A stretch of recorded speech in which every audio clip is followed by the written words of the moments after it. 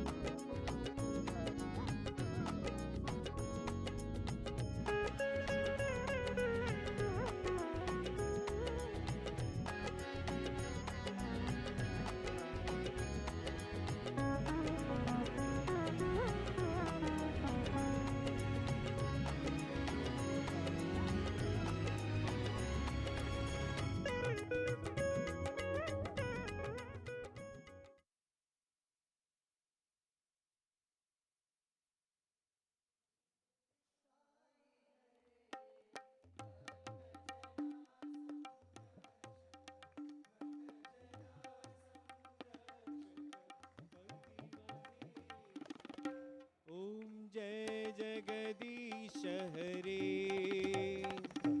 शशिवदना श्रीकरा सर्व प्राणपते स्वामी सर्व प्राणपते आश्रित कल्पलतिका आश्रित कल्पलतिका आपद्बान्धवा जय जगदीश हरे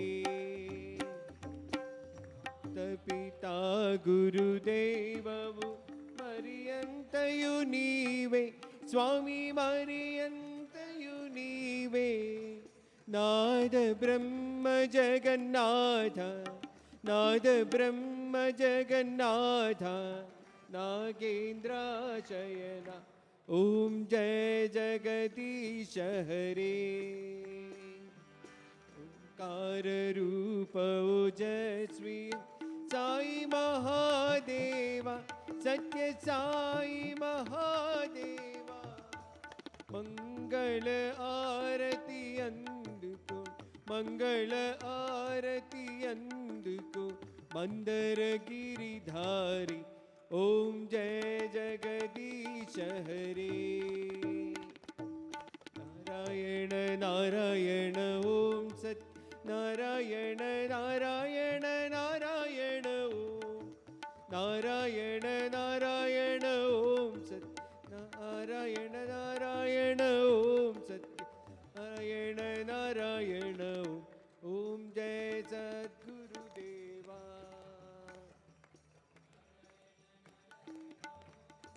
नारायण नारायण नारायण ओम नारायण नारायण ओम सत्य नारायण नारायण ओम नारायण नारायण ओम जय सद्गुरुदेवा नारायण नारायण ओम सत्य नारायण नारायण नारायण ओम नारायण नारायण ओम सत्य नारायण नारायण ओम नारायण नारायण ओम